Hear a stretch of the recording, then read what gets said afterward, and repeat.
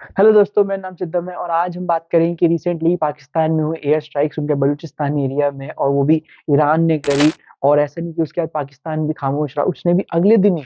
Retaliatory air strikes करी, वो भी ईरान में बॉर्डर के पास। तो उसी के बारे में आज उसके बारे में पूरे डिस्कस करेंगे कि कैसे ये हुआ और क्यों ईरान ने करा, और इसके क्या इम्प्लीकेशंस और क्या रिपरकशंस हो सकते हैं पूरे वर्ल्ड में और साथ ही मिडल ईस्ट एरिया में भी। तो अगर आप चैनल पे पहली बार है तो please subscribe to my channel, also like and comment. और भी कोई अगर आपके टॉपिक्स का सजेशन है तो वो भी आप कमेंट्स में लिख सकते हैं। अगर सबसे पहली बात करें तो इसलिए ईरान ने अटैक करा, बेसिकली उन्होंने खाली पाकिस्तान में, पाकिस्तान के बलूचिस्तान एरिया में नहीं, उन्होंने सीरिया में भी करा और इराक के भी कई हिस्सों में एयर स्ट्राइक्स करी। उन्होंने बोला कि यहाँ पे कई सारे हमारे देश में अटैक कर रहे हैं, और वो जैश ए अदल जो कि एक टेररिस्ट ग्रुप है, वो ईरान उन्होंने कर चुके हैं। और बेसिकली ईरान के उनका ये कि सीरिया से भी हो रहे हैं, इराक से भी, और पाकिस्तान के बलूचिस्तान, वहां पे उनके रॉकेट स्ट्राइक हुई जो कि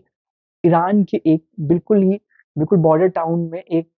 पुलिस स्टेशन पे जाके गिरी, और 11 पुलिस वालों की डेथ हो गई उसी के लिए। और ये खाली अभी नहीं हुआ, मतलब दिसंबर में हुआ 2023 में, उससे पहले जुलाई में भी हुआ था जब 4 पुलिस वालों की तब भी डेथ हो गई थी। तो उन्होंने इसलिए खाली पाकिस्तान पे ही नहीं करा, उनके पीछे पूरा रीजन था कि ये टेररिस्ट ग्रुप है जैश ए अदल, इन्होंने करा रॉकेट। और वो खाली सीरिया से भी हुआ उनके, और इराक से भी, और पाकिस्तान से भी, इसलिए उन्होंने करा है। और यहाँ तक कि ये सबसे बड़ी बात है कि रॉकेट अटैक जो अभी हुआ दिसंबर में, वो लास्ट बार ईरान के ऊपर रॉकेट अटैक हुआ था जब ईरान इराक वॉर थी जो कि 8 साल चली, जिसमें कि 5 लाख से ज्यादा लोगों की डेथ हुई थी। उसके बाद सीधा अब जाकर रॉकेट अटैक हुआ, तो एक ईरान के लिए बहुत बड़ी एक चोट भी, साथ में एक बहुत बड़ी हरासमेंट भी, कि कैसे वो रोक नहीं पाए उनके कोई भी, वही बॉर्डर एरिया पे, मतलब ना कोई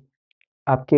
डिफेंस, एयर डिफेंस सिस्टम, ना ही कोई एयर फोर्स, तो वो क्या कर रही थी, उनका इतना ज्यादा ईरान रेवोल्यूशनरी गार्ड्स क्या कर रहे थे, तो वो भी एक दिक्कत की बात थी, वो भी एक सोचने समझने की बात थी। और उसके बाद बात आती है कि जैश ए अदल कौन है, ये कहाँ से नया टेररिस्ट ग्रुप हो गया। हमने तो लश्कर ए तैयबा या ऐसे ही सुने थे, असल में ये भी एक है, ये 2012 में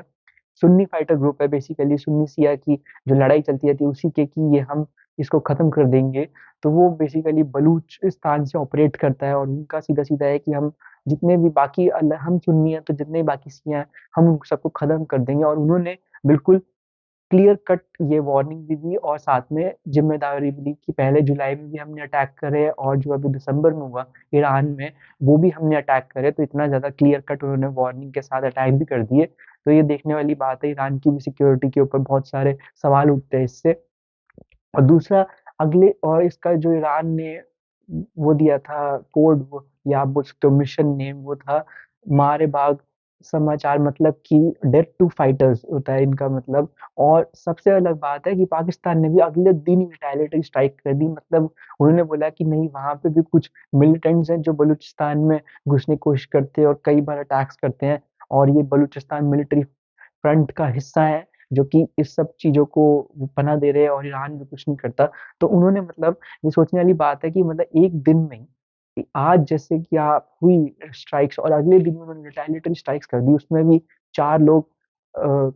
घायल हो गए, कई सारी प्रॉपर्टी डिस्ट्रक्शन हुआ। तो ये देखने वाली बात है कि इतनी ज्यादा प्रिसाइज पिन पॉइंट लोकेशन मतलब एक दिन में मिल भी गई, क्योंकि अगर आप देखो तो पाकिस्तान के जो केयरटेकर प्राइम मिनिस्टर वही कंट्री में नहीं थी, वो डावोस समिट में गए हुए थे, वर्ल्ड इकोनॉमिक फोरम में, और वो उन्हें अपनी विजिट को कैंसिल करके यहाँ आना पड़ा पाकिस्तान में। और सबसे बड़ी बात है कि जब भी ऐसा कुछ होता है तो उसके बाद जो भी प्राइम मिनिस्टर होता है उनको गद्दी छोड़नी पड़ती है, क्योंकि पिछले अब तक का रिकॉर्ड है पाकिस्तान में कि कोई भी 5 साल प्राइम मिनिस्टर पूरी तरीके से अपनी टर्म कंप्लीट नहीं कर पाया। तो इनका भी देखने वाली बात होगी कि ये भी कब तक रहते हैं, जो अभी केयर टेकर प्राइम मिनिस्टर है अनवर उल हक। तो इनसे भी देखने वाली बात है कि कितना आगे तक कंटिन्यू कर पाएंगे, क्योंकि इनका भी जो सीट है वो पहली तो केयर टेकर प्राइम मिनिस्टर है, और इलेक्शन से कुछ अभी पता नहीं है, और ये कब तक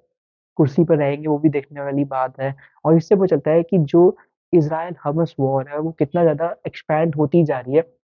यहाँ तक कि जो हूतीज हैं वो बार बार कभी यूएस, यूके, यहाँ तक कि इंडिया की कई अलग अलग टैंकर्स पे अटैक कर चुके हैं, हाईजैक कर चुके हैं, ईरान भी कर चुका है। तो इससे, और यहाँ तक कि सारी कंट्रीज ने बोला है कि आप प्लीज डायलॉग से बात करें, यहाँ तक कि पाकिस्तान का ही special ironclad friend China, उसने बोला है कि डायलॉग से हो जाना चाहिए, ईरान इराक में स्ट्राइक्स करने की क्या जरूरत है।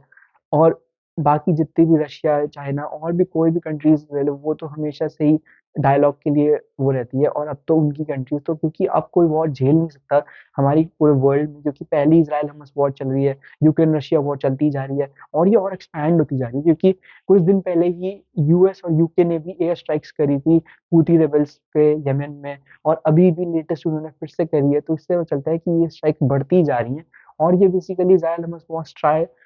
बेसिकली एक्सपैंड होते जा रहा है पूरे रीजन में और साथ में एक्सिस ऑफ रेजिस्टेंस जो कि एक बोलते हैं फ्रंट है बहुत फेमस वो बेसिकली हूथी रिबेल्स से बना है उसमें लेबनान के फाइटर्स हैं हिजबुल्लाह और साथ में आपके हमस अब ये तीनों जब से हमस वॉर हुई है फिर से एक तरीके से एक्सिस बन रहा है जो कि बोलते हैं कोवर्टली पूरी तरीके से ईरान सपोर्टेड है ईरान बैक्ड है चाहे वो मिलिट्री वाइज हो चाहे वो वेपन्स वाइज हो चाहे वो आर्म्स या मनी वाइज हो तो उससे पता चलता है ये फिर से बढ़ते जा रहा है और ये बोल रहे हैं हमेशा से कि हम तो कूदने के लिए तैयार हैं तो वो बेसिकली ईरान का ही गो करने का वेट करें कब ईरान देगा और वो सारे कूद जाएंगे इसी से पता चलता है कितना ज्यादा ये कभी भी एक्सपैंड हो सकता है तो ये बहुत ही ज़्यादा सारी कंट्रीज़ को एक तरीके से आना चाहिए इकट्ठे होके और एक डायलॉग के लिए बहुत ज़्यादा ज़रूरत है, नेसेसिटी है, नहीं तो हमारा वर्ल्ड पूरी तरीके से झेल नहीं पाएगा इतनी सारी एक साथ इकट्ठी ज़्यादा वॉर हो गई तो। और उसी से पता चलता है कितना ज़्यादा अगर आप इंडिया की उस तरफ फॉरेन पॉलिसी देखो बाकी कंट्रीज़ के क्योंकि अभी भी उन्होंने सबके ग्रुप बने हुए हैं कि इज़राइल को सारा यूएस और यूके या पूरी वेस्टर्न कंट्रीज़ सपोर्ट करेगी और हमास को बाकी कुछ मिडल ईस्टर्न, चाइना और ये रशिया ऐसी कंट्रीज़ सपोर्ट करेगी। तो उससे पता चलता है और हमारे अगर आप रिलेशंस देखो तो अभी भी हम जब ये अटैक हुआ था रिटालिएटरी स्ट्राइक करी थी ईरान ने तो उसके बाद उस टाइम पे भी इंडिया के फॉरेन मिनिस्टर डॉक्टर जयशंकर गए हुए थे कि हमारे जो टैंकर्स हैं या शिप्स हैं ट्रेड पे इफेक्ट पड़ता है बहुत ज़्यादा इन सब चीज़ों से और हमारी कमोडिटीज़ बहुत महँगी हो जाती है और वो यहाँ नहीं पूरे वर्ल्ड में उसका इफेक्ट देखने को मिलता है, तो वो ऐसा होना नहीं चाहिए, उनकी तरफ से भी सिक्योरिटी प्रोवाइड करनी चाहिए, इसलिए वो ईरान में गए हुए थे और उसी के बाद वो रशिया भी गए और यहाँ तक कि जो अब हम लेटेस्ट हमारा हमारा रिपब्लिक डे आने वाला है 26 जनवरी को, उसमें भी हमने पहले यूएस के प्रेज़िडेंट को इनवाइट करा था बट अनफॉर्च्यूनेटली वो आ नहीं पाए थे क्योंकि वहाँ के स्टेट ऑफ द यूनियन उनको एड्रेस करना पड़ता है इसी टाइम पे, तो वो उनकी तैयारी करी लेकिन हमने फ्रांस के प्रेज़िडेंट को बुला लिया और वो बोल रहे हैं बहुत ही ज़्यादा आने ही वाले हैं, बहुत ज़्यादा उनका स्वागत होगा। उसके ऊपर मैं लेटेस्ट वीडियो लेके आऊँगा कि क्या नए-नए एग्रीमेंट्स या क्या-क्या चीज़ें साइन हुई, तो उससे पता चलता है कि हमारे कितने ज़्यादा बैलेंस है और न्यूट्रल है और फिर भी हम हर चीज़ में भी न्यूट्रलिटी को छोड़ नहीं रहे और हम ग्रो भी करते जा रहे हैं उससे, चाहे वो फॉरेन रिलेशंस में हो, चाहे कोई भी ट्रेड कॉमर्स की बात हो, क्योंकि ना हमारे रिलेशंस कम हो रहे ईरान और रशिया जैसी कंट्रीज़ के साथ, ना ही हमारे रिलेशंस हो रहे कम यूएस और वेस्टर्न कंट्री, चाहे यूके हो गई, फ्रांस हो गया, ऑस्ट्रेलिया हो गया, कोई भी कंट्रीज़ होगी। तो इससे पता चलता है कितनी ज़्यादा बैलेंस अप्रोच हमने लेके रखी है, तो ऐसे ही पूरे वर्ल्ड में ज़रूरत है इस समय ऐसी बैलेंस्ड और काम कंपोज़ माइंड से अपनी फॉरेन पॉलिसी को आगे बढ़ाने के लिए। तो ये थी पूरी कहानी और अगर इसके बारे में आपको जानना है या कोई भी नई लेटेस्ट अपडेट होगी, तो वो मैं लेके आऊँगा। Till then please like, comment and also subscribe to my channel. Thank you.